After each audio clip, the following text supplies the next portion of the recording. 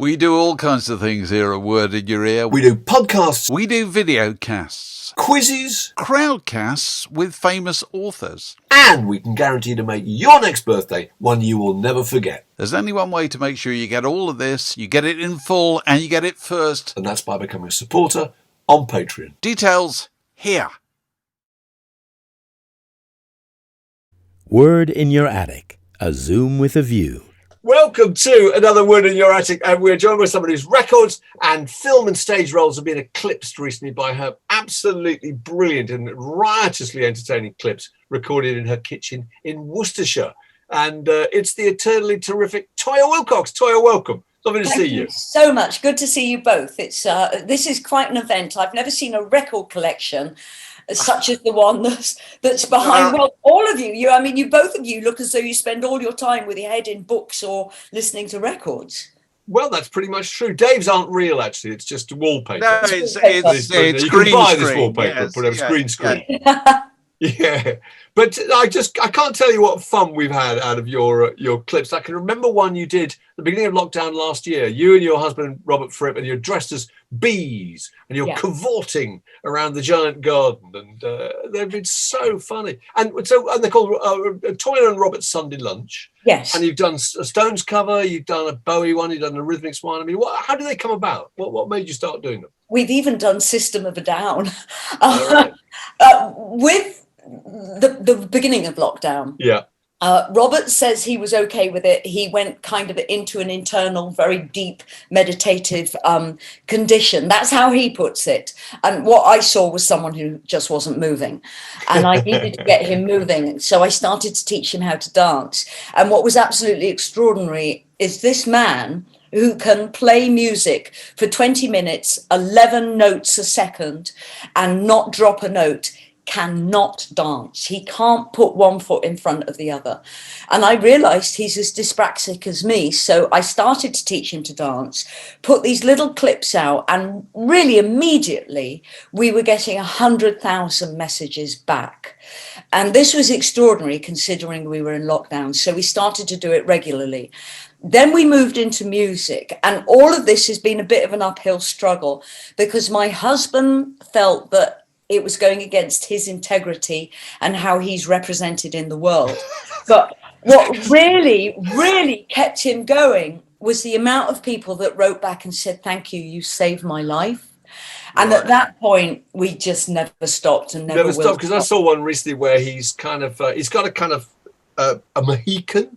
Yeah. And he's painted all these kind of fake tattoos all over his head. I do all that. You do all that. And I was just thinking, this is just not the Robert Fripp that I remember when I was a kid buying King Crimson albums. No, but what he is the Robert Fripp he really is.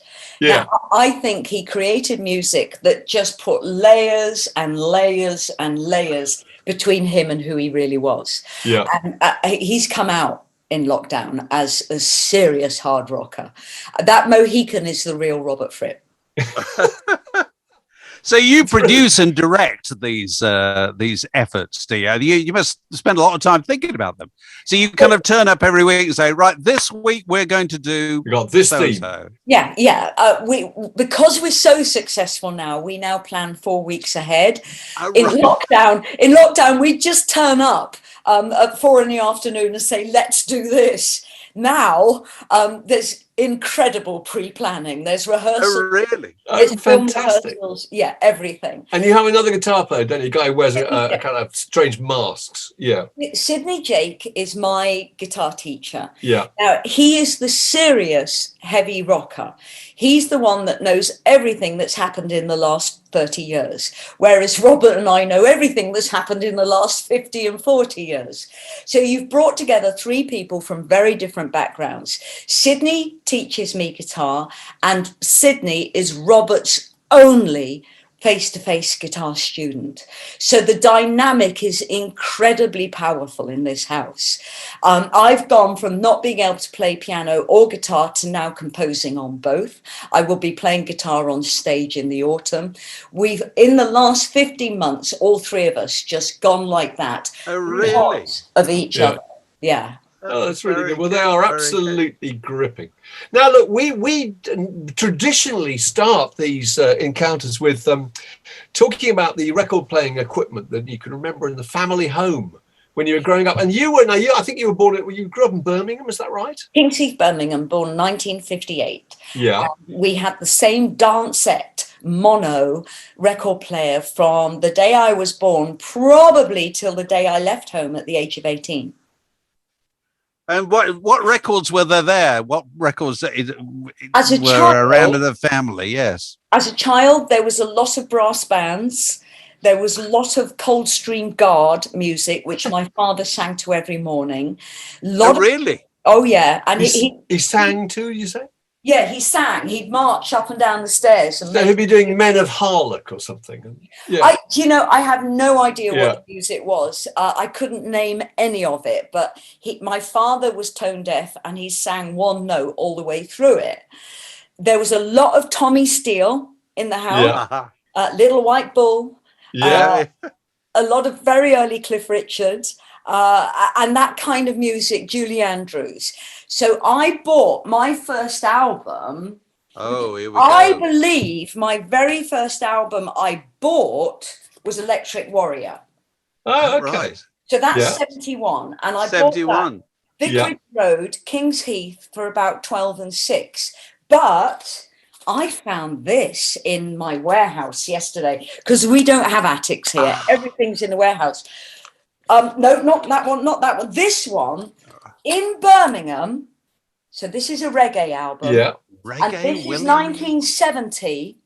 In Birmingham, every Saturday morning, the Locarno would open to children from 10 in the morning till about 12:30, and we'd have discos. There'd be thousands of us dancing to reggae on every Saturday morning. And then when they chucked us out at 12:30 in the afternoon, we would all run amok around Birmingham city centre. We'd be stealing shoes from shoe displays. We'd be stealing food from the market stalls. No one could stop us because there were so many of us. And it was joyous. So I learned to dance to... Nebuchadnezzar and the Pharaohs. Is that right? Yeah. Did I read that? Wow. That's fantastic. I've never seen that before. Reggae, willing and able. Fantastic. But your mum was a dancer, wasn't she? Wasn't she a dancer with Flanagan and Allen? Yes. My mother, they gave her away at her wedding. Yeah. My mother was on stage professionally from the age of 12. Her first newspaper review she was 12. Barbara Cortland. And she was a professional dancer till she was 19, and she toured with Max Wall. Oh, incredible. Wow. That's incredible. She was his opening act. Fantastic. So what do you say, Flanagan? Doing all that by the time, I mean, did she give all that up when she became a mum? Yeah. It's a very complex story with my mother that I only learnt last Christmas, and no one knew anything about her past. So she had a chaperone. She never had parents with her. Yeah. And part of the reason for this, and I can only verify this from what I've been told by Ancestry.com, her father murdered her mother. And my mother witnessed this. So my mother was completely disowned her father very early on. Yeah. And so when my father saw her on stage and instantly fell in love with her, my mother was a very cosseted, protected girl who had a chaperone who never left her side. And when my mother accepted my father's proposal, she gave everything up. And I can only imagine a child that was born during the war, who had lost her mother in such terrible circumstances and disowned her father. I would have thought the best thing that could have happened for her at that time was to be married to a wealthy man who would have protected her for the rest of her life. And that's what happened. God, so sorry, did you say that Flanagan and Allen gave her away? At the wedding, she was given away, I believe, I've got no verification of all the kind of vaudeville acts she was working with at the time. And I think it was either Western Supermare where she got married because she was performing there on the pier, or it would have been Blackpool. Right. Do you remember her still? Could you see the old onstage hoofer in her when you were growing up? Was she kind of, No, she was never in the kitchen? No, she was never a hoofer. She was very secretive. Yeah. We never knew this had happened to her. She wouldn't talk about her past at all. Wow. There was only one time she talked about her mother to me, is when I found a little charm bracelet, and she said that was my mother's. And that was it. She just gave me the charm bracelet. But then in one of the videos I made for the new album, Posh Pop, I wear this locket. Yeah. And after her death, I found this locket. It's got a picture of her mother in it, and it's probably what her mother wore when she died. So it's a very heavy story that my mother would not. You say, what was it like? What did you do? And she said, don't ask me, never ask me. Oh, right. Right to the end, she would not tell us anything. Yeah. And then last Christmas, Ancestry.com got in touch with me and said, we need to talk to you, and we need to have someone in the room with you when we tell you this. And they said, what happened? And produced the paper cuttings. Oh, dear. Wow. So it's a very heavy story. Yeah, it is. That has really influenced a song on the new album called Barefoot on Mars, about the fact love is always there when you think it isn't. And it's very, very heavy. Yeah, right. No, I'm sure. So let's get back to talking about pop records. Yeah. Yeah. So on a lighter note. Yeah.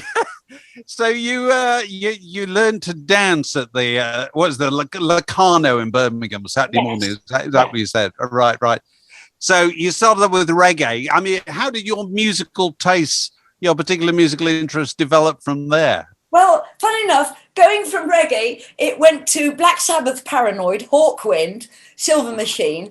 I mean, Birmingham, how could it not be? So I found this yesterday. Wow, yeah. Oh, yeah. This is 67. I was 9 in 67. So this must have been my brother's. My brother's 5 years older. Now, I have loved this album ever since I heard it. And I thought I heard it on the tour bus going to Berlin, 1979, to play Berlin as a punk performer. And this was on the tour bus along with Peter Gabriel's So. And I've always had a passion for music that links together. So when I was at school and dealing with my dyslexia, I was always played Holst's Planet Suites to get up and dance to, so I could understand the movement of music and the barring of music. Because of my dyslexia, I was taught it through movement. So this, for me, was the modern version of Holst's Planet Suite. Moody Blues, Days of Future Dreaming. But when I got that Electric Warrior in 71, which I bought with my pocket money, this was the real introduction for me to the music I loved. Yeah. And I just, adored the guitar work of Mark Bolan, which remained pretty underrated until after his death. And now look, that man has just influenced the hook line of guitar so much.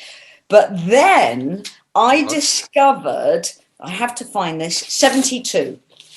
I love this album. All right, School's Out. Alice Cooper, School's Out, and I still with the knickers. Paper knickers. And my initials are on it, so my brother wouldn't nick the album. So those are the. Sorry, is that the original? That's the original. Wow. These are all original. You autographed the pants. I did, so my brother wouldn't nick them. That's great. That's got to be worth some money, hasn't it? Because how many of the pairs of pants would have survived? I don't know. And I've never worn them. But this is really big for me. 73, Roxy Music, and For Your Pleasure. Yeah. Now, this is one of the first and only times rock music has altered me as a person without me thinking of the artist's image. So you asked me what is my favorite album of all time, and I love Bowie, I love Alice Cooper, absolutely adore Roxy Music, but this album affected me creatively without the image of the band influencing me. It's a complete piece of music that breaks every rule for me. And that for me is what music should be about, rule breaking. Right. Did you go and see these bands when you were a kid? Yeah, who was the first? Can you remember the first group you ever saw? Yeah, I broke into a Black Sabbath show at the age of 11. Wow. I got in through the fire exit. It was bloody loud. It hurt. Yeah. It wasn't terribly full. It was, again, something like the Locarno or the Top Rank in the boring shopping centre. And I got in and I just stood there like an only girl with all these headbangers, made my own clothes as I did back then. And I was in this kind of felt smock thingy with an elephant transfer I made. And I just stood there watching the audience, who were very, very intense, but I'd say it was only half full. It was blisteringly loud. And then I got the night bus home without my parents knowing I'd done this. And then really quite quickly after that, I did the same routine in through the fire exit, same location, and saw Hawkwind. And Hawkwind for me was an eye-opener because of Marcia. Yeah. Right. Marcia. Stacia was in the auditorium, completely naked, body painted. And I was thinking, I ain't going near that woman. And I knew nothing about her. But in retrospect, she has really given me courage in the last 45 years, because she was groundbreaking in what she did. And I loved the theatre of Hawkwind. Yeah, it's incredible. I saw it was incredible. Fantastic light show. Brilliant. Yeah. And dry ice. Again, I was there on my own and I couldn't understand why these skinheads, because there was a lot of skinheads around back then, kept coming up to me offering what looked like aspirin. And I was a child and they come up and they said, well, take that. And I go, no, I'm fine. I don't have a headache. And so you were 11, 12, is this right? Yeah, sorry, how old? 11, 12. So you go out on your own at the age of 11, incredible courage to have done that. It's phenomenal. All my kind of circle of friends did this, and we go off to the strangest places. By the time I was 14, I was running off and sleeping rough. If my parents went on holiday, I'd just go off and sleep rough. Here, where I live now, I'd sleep in the barns and then wouldn't go home until my parents came back off holiday, because no one could find you back then. That's true. Yeah, people couldn't find you before the mobile phone and so forth. You were off grid, weren't you? Very quickly. Yeah. So did you ever do that traditional girls thing of getting dressed up respectably, so called, to go out and then getting changed around to the friend's house or anything like that? When I went to see T-Rex at the Birmingham Odeon, which would have been about 1972, I went to an all-girls school. So a friend and I, we went to a ladies' toilet at Five Ways, which is a huge roundabout, massive, with public loos underneath it. We went in there, we put on our glitter teardrops, we put on our satin trousers, satin shirts. And as we walked out, the ladies, there was our bitch of a maths teacher. I mean, she really was a cow. And she walked us back to the school. She made us wash our faces and get back in the uniform. And then what we did was we ran all the way back to Five Ways, got changed again and got to the Odeon just in time.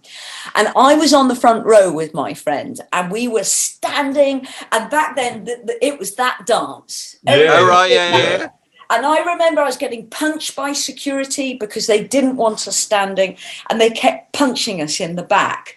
And this did nothing but just fire my independence and rebellion. And I'm literally about 10 feet from Mark Bolan when he sat cross-legged next to Mickey Finn and sang Cosmic Dancer. Right. And it was breathtaking. It's probably the only time that evening I shut up because everyone in the room was screaming. And then about 5 years later, I headlined the Birmingham Odeon myself. No, about 12 years later. It was magnificent. Right. Incredible. So you saw, I'm trying to think where have you got more to show us before? Because I think you went to see the Pistols, didn't you? Yeah, I did. And I saw David. Was that Bowie later on? Yeah. Yeah, I saw David Bowie as Ziggy Stardust in Coventry about 72, 73. But the Pistols, by the time the Pistols were about, I had been dyeing my hair for at least 2 years and making my own clothes. I was a hair model for a department store in Birmingham called Rackhams. Yeah. So, Rackhams. Yeah, I was about 14. And someone said to me, you need to go and see this band called the Sex Pistols, because I felt that I was inspired by the Rocky Horror Picture Show, the movie, Little Nell. I knew I wanted to be of that ilk, that breed of person. Yeah. And so I was making my own clothes, hair model, traveling the country for Weller, doing hair shows. Yeah. And someone said, you should go and see the Sex Pistols because I think you belong with that generation. And I walked into a club called Bogart's on my own, in my homemade clothes, with my yellow and green hair. And I just literally looked around the audience and I thought, fuck, there's more people like me in Birmingham. And we all kind of looked at each other and thought, well, where the hell have you come from? And that was it. There was no turning back. The show itself was challenging. We as Brummies didn't know how to transition into the London thinking of the Sex Pistols. So all we Brummies would have come from Bowie, Alice Cooper, Black Sabbath, Led Zeppelin. That's our roots. And suddenly we were watching the Sex Pistols thinking, what is this? And how do we respond? And I remember Johnny Rotten being really angry with us. He walked off about 3 times saying we were absolutely fucking boring. But I found it mesmerizing. It was the most mesmerizing night. And very quickly, I got spotted by a TV director, starred in a play at Pebble Mill called Glitter, where I had to write music with a band called Bilbo Baggins and perform it. And immediately, I mean, literally a couple of months later, I was at the National Theatre. Phil Daniels was in, wasn't he? Was he in? Yeah, Phil Daniels and Noel Edmonds. That's right, Noel Edmonds. Wow. Noel Edmonds? Noel Edmonds playing what part? Well, the irony of the story of Glitter is that there's so many ironies in this half-hour production. One is the story is of a girl who breaks into the Top of the Pop studios to perform a song she's written. The whole play was about that. I had to go to London and audition with Phil Daniels, not knowing that a couple of years later I'd be in Quadrophenia with him. Cool. And that play, Glitter, at that time is what got me through into Quadrophenia, because when I met Frank Rodham, which is another Sex Pistols story, I'm going to try and Yeah, that's good. Okay, so I get Glitter, first professional job of my life. Noel Edmonds playing himself. Premise, we're in the Top of the Pop studios. There's a band there called Bilbo Baggins, gorgeous boys who helped me write and compose the songs. And they actually performed the songs with me. And at the time, they were like the big brother to Bay City Rollers.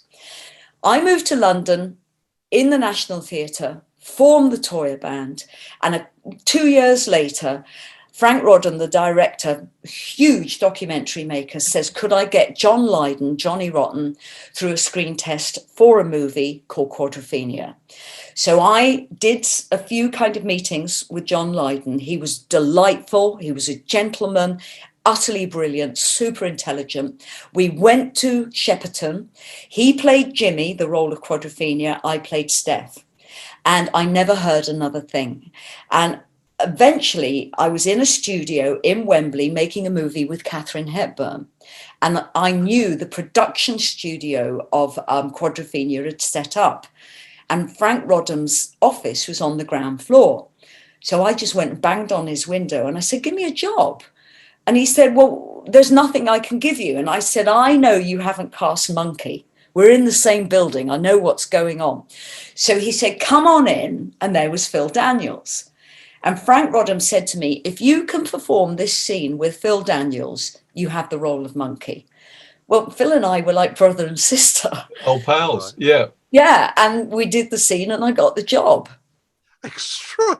No, sorry, I can't. I've got to just take you back a second. Katharine Hepburn. Yeah. What did you do with Katharine Hepburn? The Corn is Green, Emlyn Williams.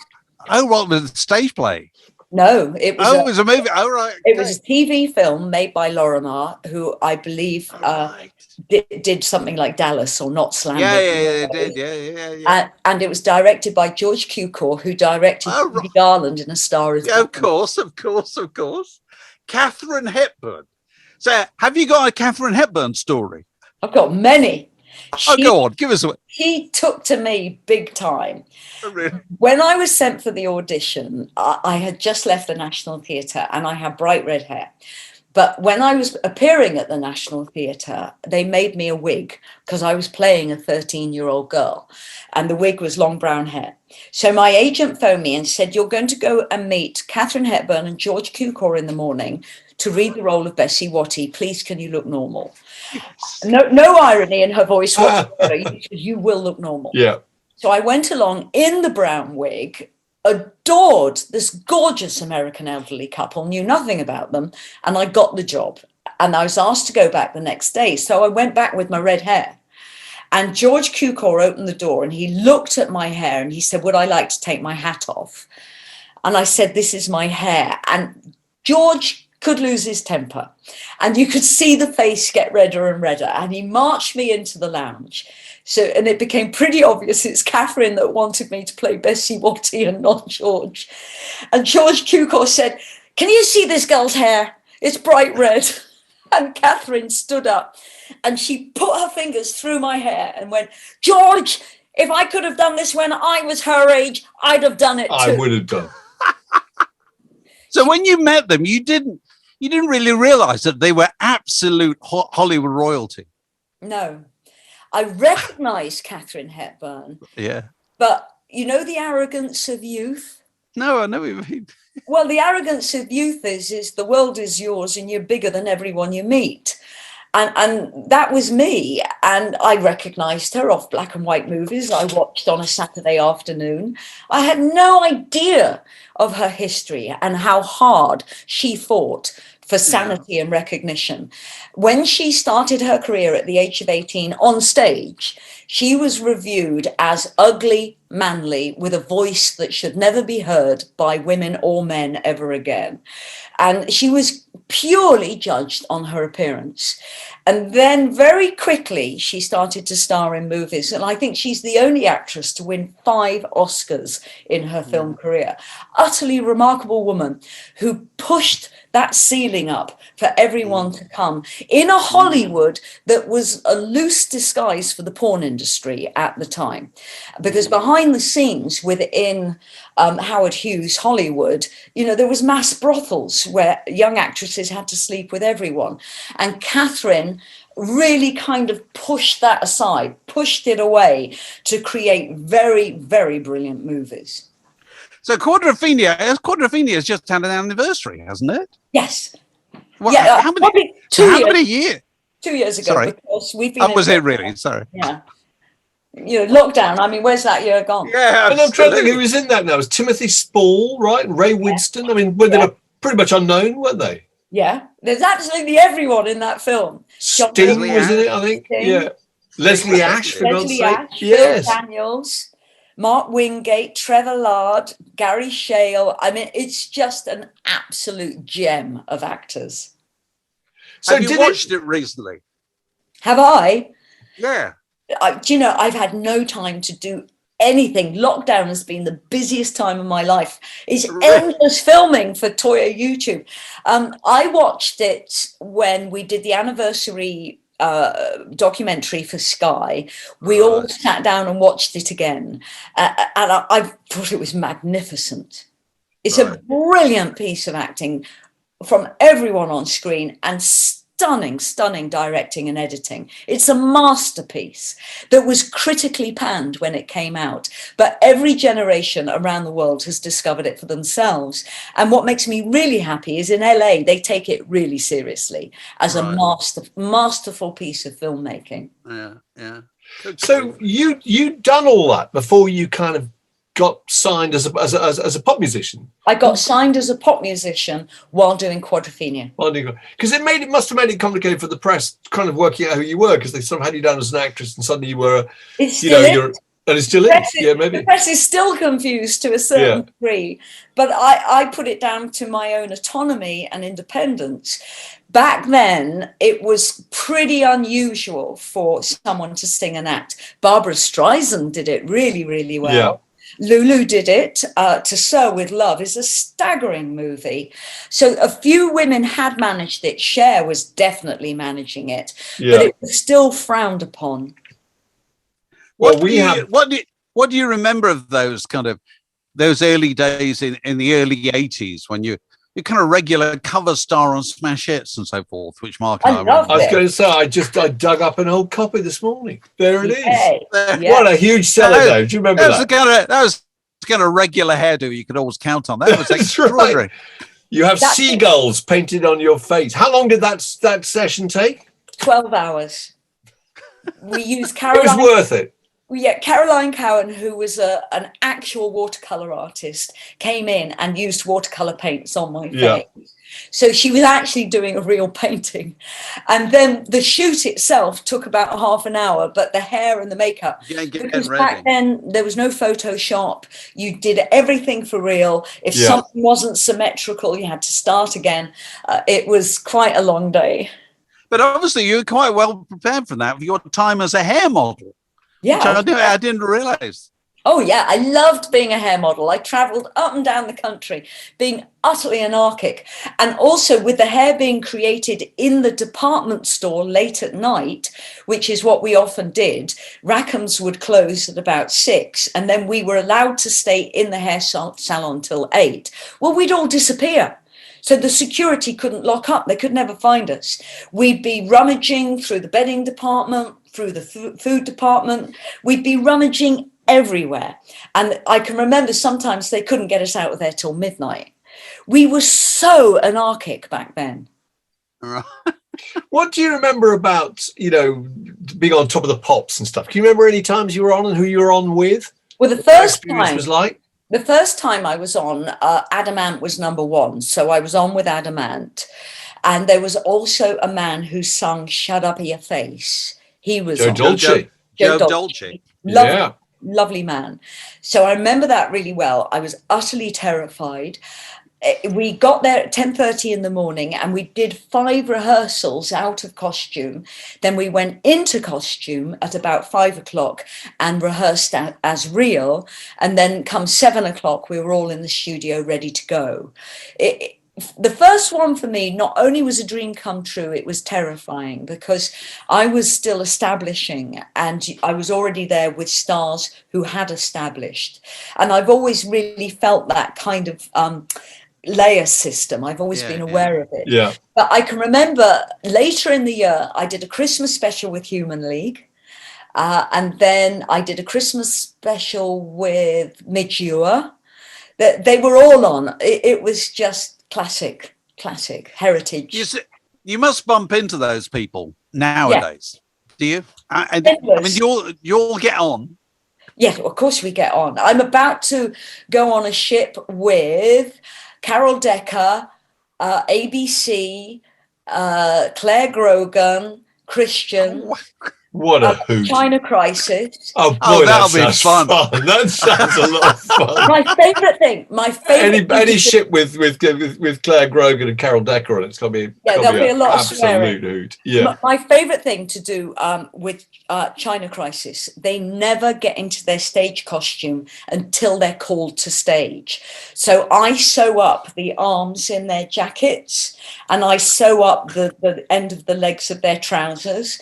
So they're running to the dressing room to get changed as they're being announced. And all you can hear, shit, fuck, Willcox, Toyah, you fucking cow. I mean, they really are absolutely swearing their heads off, going, "We'll get you, Willcox." That So must be such a hoot. So you're on a boat with a load of just 80s pop fans. Yeah, it's crazy. That's extraordinary. So I mean, are you besieged all day by people just remembering you, seeing you in? Well, you've got to remember this is the first time out of lockdown that we're doing this. Right. So I think there's going to be segregation for the first time ever between the 80s stars and the audience. Yeah. So usually, yes, you are on the ship, you eat with everyone, you go to the gym with everyone, you're walking the decks with everyone, lots and lots of selfies, lots of stories about how they dyed their hair pink and all of that. On this particular event, which is in 2 weeks, I have no idea if we're even allowed to mingle at this point. So how long is the cruise? I'm doing 2. I'm on one for 12 days and doing 12 shows. Then I come off and do quite a lot of festivals, go back on in September, and I'm doing 2 shows a night. So it's pretty non-stop. So it's not a package bill. It's just you get Toyah on Tuesday nights. It's not like you follow China Crisis. It is. So it's 3 songs each, that kind of thing. Yeah. Except on the first cruise, I am doing a 50-minute set. Right. Boy, that must be fun. When does it cruise to? Well, but this was booked before we knew about lockdown opening up. So it's doing the British Isles. I'm wondering if it's going to change because, we might be able to let the people off at certain ports. Yeah. Initially, the ship could not stop anywhere. So it's all changed from now on. I have no idea where we're going. So then you're doing your own tour in September. Yes. When you play nowadays, do you still get the old fans who come, or how's that work? Do you get? It's incredibly mixed. I have the broadest audience I've ever seen. It can be from 5 years old to 80 years old.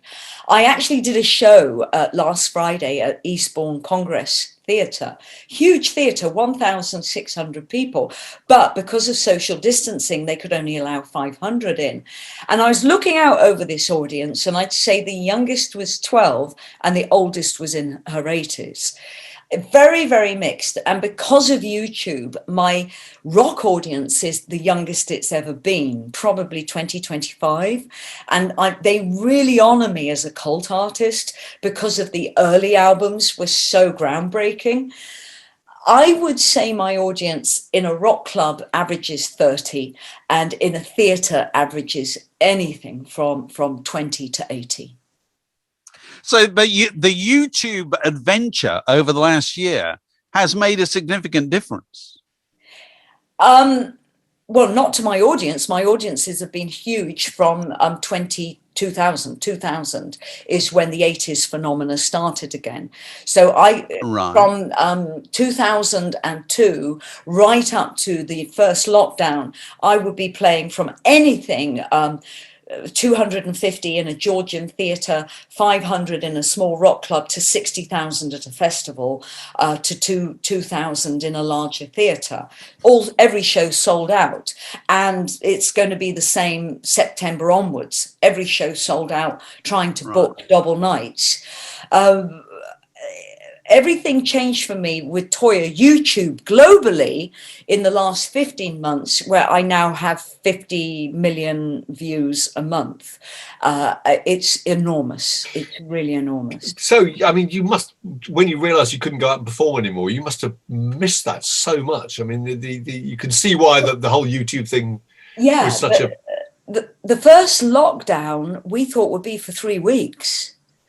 So the first lockdown, I really had time to think. And I was thinking, when we're out of this lockdown in 3 weeks' time, we're going to make up for those lost shows. We're going to do everything. And then boom, boom, boom, boom. It just extended and extended. And at that point, I felt this was a huge opportunity. A massive opportunity to get a new album written, to work on camera, to study editing, to study sound. I took up guitar, took up piano, and it was the year out to go to university that I never did. And I started making these little films, and they grew and grew and grew. And last January, we hit 40 million views. It's been a really big year, and I'm now content driven. Completely. Who did you see any of the Sophie Ellis-Bextor ones? I'm trying to think if there was any competition. Sophie and I apparently were the equal hits of lockdown. I knew about them. I read about them. I saw one where her little baby ran in and joined her. So I totally get how the joy of kitchen disco being for everyone. It's kitchen is. What Robert and I did was I think slightly more adult. Right. Yeah. But it's still, there's something about the kitchen that is just very, it's very appealing, isn't it? It is. It's homely, and you feel you get some insight into what people's lives are like. Well, as homely as it can be when there are people dressed up doing David Bowie songs. Yeah. I think what will be interesting is if anyone does a movie of our lives, they're going to have to build that kitchen in a movie set. And I find that rather intriguing because our kitchen is really down to earth. Right. Oh, well, look, so it's traditional on these things that I don't know if you've already told us. I think you may have already mentioned it, the Roxy Music album. We were talking about the greatest record of all time. And there's a reason. I mean, the songs are brilliant. They're groundbreaking. They break every rule. There's no sound like it at the time. This was a groundbreaking, influential album. But I still put it on today, and the music alters my state. And it alters my state without seeing the boys in their suits and their makeup. It's a standalone piece of music for me. Well, brilliant choice. Yeah, God, there's so much going on. Well, look, I hope the tour is in September or whatever it is. Posh Pop tour starts in September. I have 2 films out at the moment. The Ghost of Borley Rectory is going to be out on Halloween, which I've been nominated for Best Supporting Actress in. To Be Someone is in cinemas 9th of July onwards for a month, DVD, and that's got the cast of Quadrophenia in it. And then Give Them Wings is going to be out in the autumn. I've managed to make movies in lockdown. Very good. And I noticed your husband, builder's Bobby Willcox, is on the album. What's his part of the recording and creative process? On Posh Pop, we didn't want the endless paragraphs of writing about King Crimson, because there is nothing about King Crimson on Posh Pop. Yeah. Simon Darlow, my co-writer, and I went into the studio. We wrote songs. We wrote 10 songs. We put the vocals, did all the arrangements, completed them. Then we got Robert in. We gave him a chord chart and we said, play whatever you want over these songs. He did half an hour every week for about 10 weeks, probably a little less than that. And he played in the moment. And we said, this is nothing to do with your history.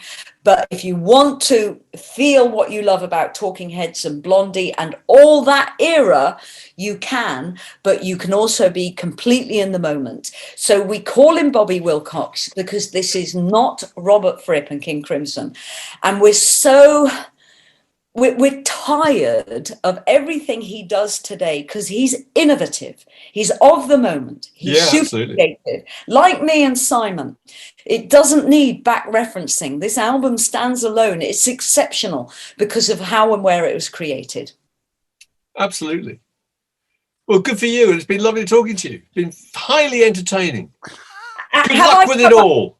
Have I come up to the grade? Absolutely. Okay. It's been brilliant. And Word in Your Attic, a Zoom with a View.